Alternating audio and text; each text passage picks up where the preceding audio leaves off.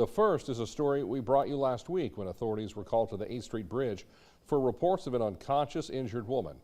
Police now say that woman died over the weekend. Jubal Rattler was arrested last week on aggravated assault charges in connection to the case, but police say those charges could be upgraded pending the results of an autopsy.